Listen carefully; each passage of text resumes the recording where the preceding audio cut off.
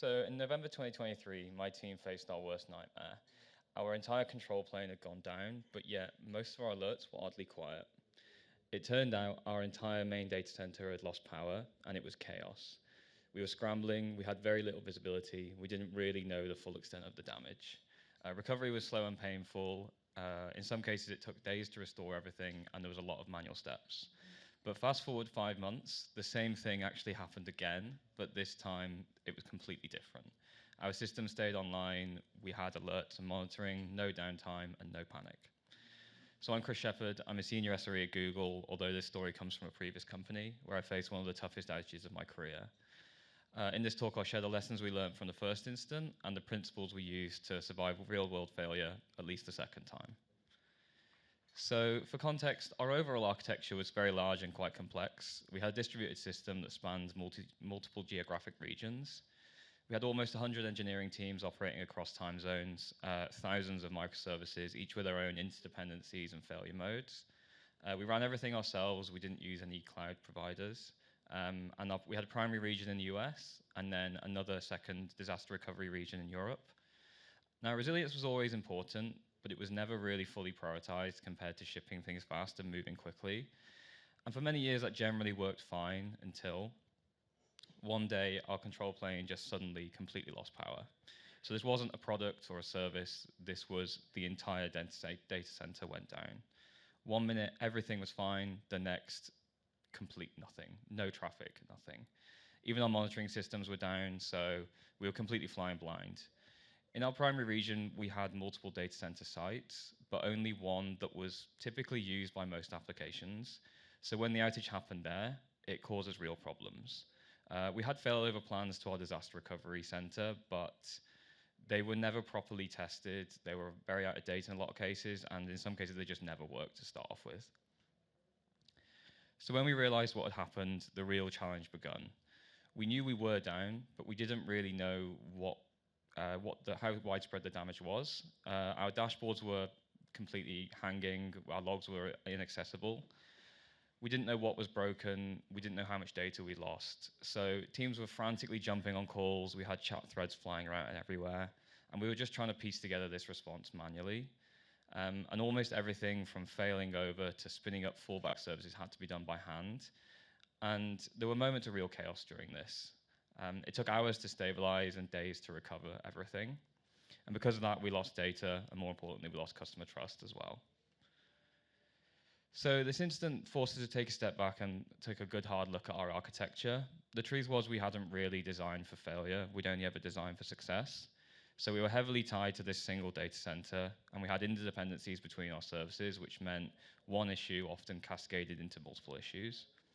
And without automation, every recovery step required a human who was often tired, stressed, or rushing. I vividly remember modifying Kubernetes YAML at 3 a.m. on this day, which was not very fun. So they were not just gaps in our process, but there were fundamental flaws with how we thought about resilience. And it was a very painful wake-up call, and one that led to a company-wide effort to improve the reliability of our system. So before we dive into the principles we adopted, I think it's important to understand the trade-offs we all make when building software, often unconsciously. So the CAP theorem tells us that in distributed systems, you can't have both consistency and availability. You have to choose one of the three on here. So consistency is where every node will see the same up-to-date data. Availability is where every response will return a non-error. Every request will return a non-error response. And then partition tolerance is where the system will continue operating despite network failures. But because distributed systems are by definition subject to network partitions, your only real choice here is between consistency and availability. And there's no universally right answer for this. So every system you build, you have to deliberately decide which one of the two you're going to prioritize and design around those trade-offs. So after the incident and a few uncomfortable retros, we took a step back and we said, what does resilience actually look like? So here are some principles that we came up with to how to build reliable software. So every principle here is about designing for when and not if things go wrong. So high availability is the first one, and that's one thing is for certain, that all systems will fail at some point. So redundancy is important to make sure you don't have a single point of failure.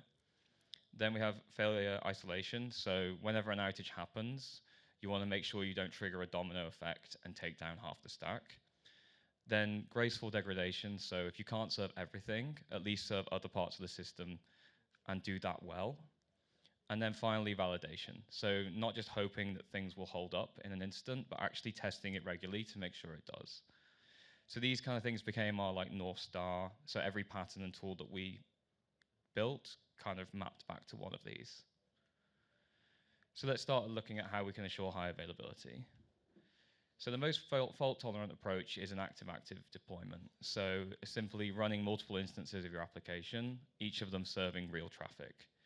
So in something like Kubernetes, this is fairly straightforward, especially for stateless applications, because it will orchestrate multiple pods for you, and it will redirect the traffic if something goes wrong, and it will distribute the workload as well. But this approach obviously isn't unique to Kubernetes. There are many ways to achieve this with, depending on your stack, with other orchestrators, or even with manual load balancing as well. But the overall approach is quite simple. It's just run multiple instances of your application and make sure they're all actively serving traffic. But this does add complexity. Firstly, data consistency. Like in-memory state, for example, will need to be synchronized across, or potentially may need to be synchronized across your active instances. And then conflict resolution can be quite challenging as well if you've got a eventually consistent system. So designing for things like idempotency become critical. And then you've got general operation complexity as well. So now you have to coordinate your deployments, you have to have robust health checks and failover logic and things like that. But redundancy like this can be scaled out even further. And you could scale it across multiple machines or data centers or availability zones if you're using a cloud. And that will give you true high availability. So this protects us against node-level issues like a machine crash. And by spreading it across multiple data centers, if one goes down due to maybe a power outage or even a natural disaster, the others will keep serving traffic. So this setup massively improves resilience, but it also, again, brings more complexity. Now, data consistency and deployment coordination get harder. You have to think about things like cross-regional latency as well. But still, if you want to survive a full data center outage, that's what's required. So in our case, we had one region in the US and another in Europe, and we wanted to run our API in different parts of the world, each serving real traffic in a highly available way. So we wanted to invoke the same API in different countries with the separate Kubernetes clusters and have multiple replicas of the services running in each region. And we use service discovery with Consul for this. So when a request comes in, it first hits a load balancer that's running in each region. And then Consul will determine where to route the request based on things like the health of the application and the origin of the request. And it will actively monitor the uptime of your service by periodically hitting an endpoint on the local API, which is similar to how Kubernetes does it with the liveness probes. So if a replica or a region goes down, the load balancer, which is usually running outside of Kubernetes, will remove it from the rotation and route the request to the closest region to the user. Now, of course, it's not always possible to just simply replicate a service. Some applications, especially stateful ones, may not scale horizontally without duplicating work. For example, my team, we had a message queue consumer where if you ran multiple instances of the same consumer, it would each process the same message. And because that workload wasn't guaranteed to be idempotent, it would cause real problems in that case. So we ran it in an active-passive mode, where one instance actively handled the traffic, and then the standby replicas would remain idle until they're needed. So in our case, we had multiple instances running in each data center in the US, and then we used leader election to coordinate between them. So this can be implemented with things like Consul or Kubernetes, using distributed consensus and locking, or you can even build this yourself with file-based locking or a distributed lock. And leader election often makes it easier to achieve strong consistency, because now only one leader is allowed to actually process writes and do certain operations. So it removes the need for multi-node coordination, and it also reduces the surface area for conflicts. But of course, it does mean you now have replicas sat there idle. So if resource utilization is a concern, then it might not be the best approach. But at that point, your trade-off would be availability. So here's just a simple example of how we could build this with file-based locking. Now, of course, this is using the local file system, so this wouldn't work in a distributed service, but I'll provide some links at the end with more examples. So in this example at startup, every replica will need to generate a unique ID. And then each instance will try to acquire the lock by creating a file and writing to the node ID. So these arguments on the open file function will ensure that only one instance can open that file for writing at a time. And the first instance that manages to write to the file will acquire the lease and become the leader, and they'll run this leader process function, and that's where like the business logic will be. And then whilst the leader's running the workload, the followers, the ones who didn't acquire the lock, will periodically keep retrying to acquire the lease. So if the leader does go down for whatever reason, one of them will take over automatically and there'll be seamless failover. So now we've talked about how to keep serving traffic in times of outages, but what happens when we really can't do that? So failures are inevitable at some point, so it's best to isolate them as much as possible and prioritize what actually matters to the users. So let me show you a real example. On this graph, my team owned an email delivery service where other teams would write to a Kafka topic, and we would consume those messages and then send the emails to customers. And during the outage, this is what our Kafka consumer lag looked like. So when the outage hit, our workers stopped consuming messages, but the real traffic was still coming in because we still did have a few services at the company that were running. So our pending messages kept going up. And then when we restarted processing hours later, recovery became very slow and painful because in our worker for each email, we were doing some processing, then we were making a call to a third-party API to actually send the email. And those APIs just weren't built to handle a spike like what we had. So things like latency, timeouts, rate limits, they all combined to drag this recovery out for hours, which is not ideal when you have certain emails like email verification links that expire within 15 minutes. So luckily for us, not all emails are created equally though. So we have some very time-sensitive ones like 2FA codes and verification links, and then others like weekly marketing reports where it doesn't really matter at what time in the week you send them out. Customers are probably not going to notice. So how did we prioritize the higher priority emails? So we fixed it. This is how we fixed it. So at the top, we have our original setup, which is all email types, high and low priority. They all went through the same worker. So urgent emails like verification links got stuck behind marketing emails. But we applied the bulkhead pattern here, and we split the flow by priority. So in the new setup, an email router would first inspect the message and determine whether it's high or low priority and route it to another topic. And this router was very simple. It didn't have any external dependencies besides Kafka. So it simply read the message, determined priority, and then routed to produced to another topic. So as long as Kafka is healthy, and because our router was highly available, we weren't really compromising on reliability here, and we didn't have any single points of failure. And so each topic had its own dedicated workers. So that meant if marketing emails built up, they're not stuck behind, or if marketing emails built up, the 2FA codes or verification links are not stuck behind them.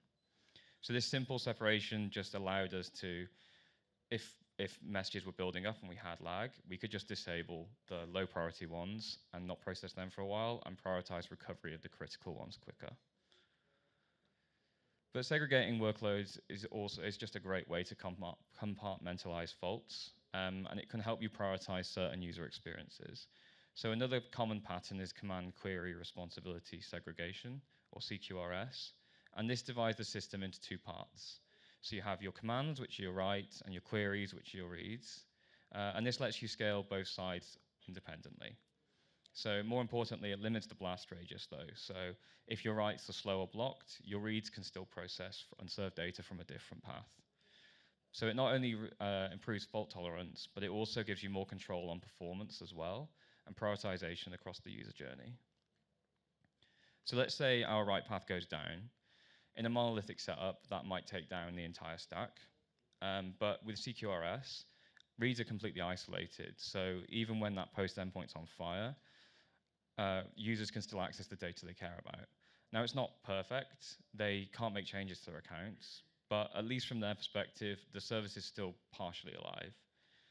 But this segregation, of course, doesn't just need to be made between reads and writes, but that might be the most easy logical separation that you can split across the whole stack. But of course, again, it's not free. Splitting workloads adds complexity like everything else, especially when it comes to syncing state. So eventually consistent views can often confuse users if the writes haven't propagated yet, and now you have more services to manage as well. So I probably wouldn't recommend this approach unless you're really dealing with real world resiliency pain or performance pain, but when you are, it's very effective. So now we talked a lot about internal resilience, but external dependencies can quite often be the weak link. So these could be third-party APIs, internal platform services, or even your own database.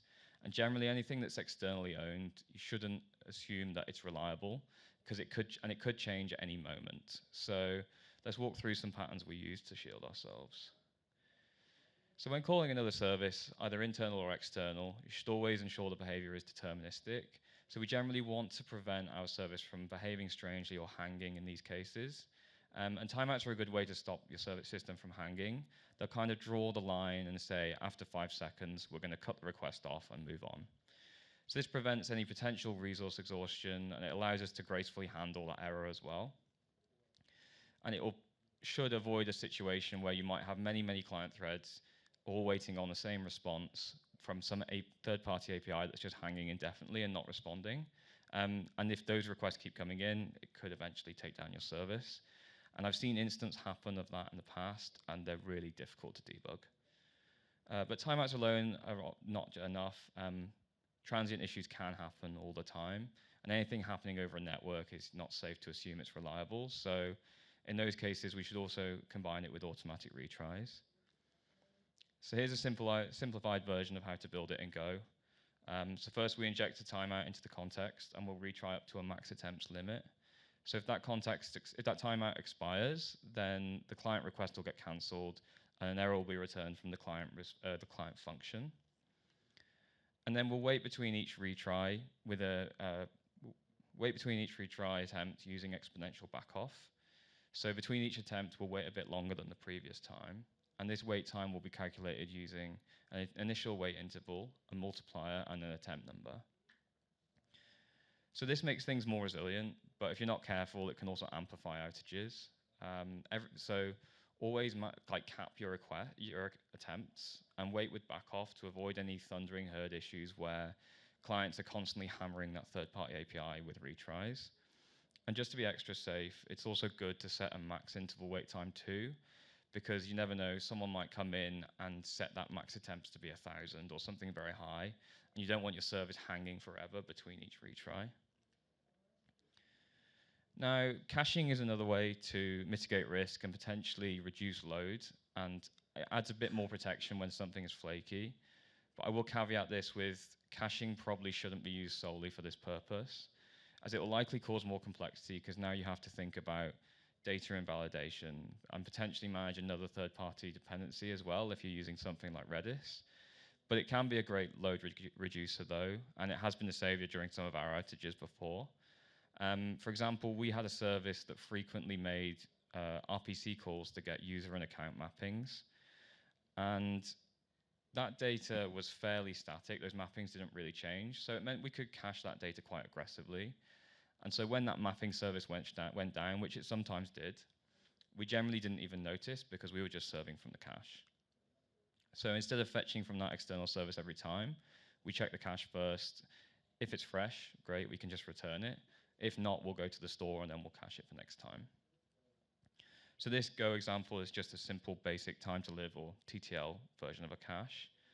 Firstly, we'll check for an entry and make sure it hasn't expired and return that if so.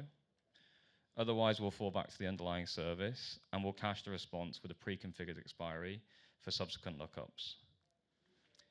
Now, caching can definitely save you at times, but always remember it's an optimization first and it's not the source of truth. So don't rely on it and always make sure you think about the staleness profile of your data as well. So now let's say we have a critical dependency that's facing issues, and we know the traffic from our service is only going to make it worse. We can use something called the circuit breaker pattern in this case. So this will avoid turning a temporary outage into a much larger failure. And this works just like an electrical circuit breaker. So it acts as a proxy between services, and it will detect failures. So this is typically configured on the client side, and when a request starts failing, the breaker will open, and that will block new requests for a while. So this gives downstream systems time to recover without being hammered by retries from every client that it's trying to serve. And then it also, again, on the client side, allows us to handle those errors more gracefully. So the breaker has 3 states. It has closed, which is everything's fine, requests can go through as normal. It has open, so the failure threshold is crossed, and we're going to block calls for a while and to avoid adding pressure downstream.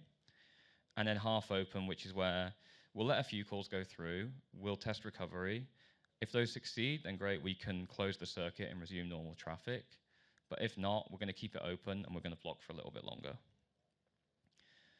But one caveat with this is these work best when the errors are predictable and frequent. You don't want to trip this with flaky transient errors, because if you do that, you might start blocking too much, and then that could harm the uptime of your own service. So always make sure you choose your thresholds carefully and monitor how often it trips as well. So there are libraries out there like GoBreaker to implement this, but here's just a lightweight version of how you could build it in Go. So this wraps a function, and this could be an RPC call or any function that returns an error, and it tracks the failures over time in memory. So if too many requests fails, we'll flip the state to open, and we'll skip further calls for a certain cooldown period. And once that time passes, we'll enter the half open state, where we'll allow a small number of requests to go through just to test the waters. And if those succeed, we'll close the breaker and reset.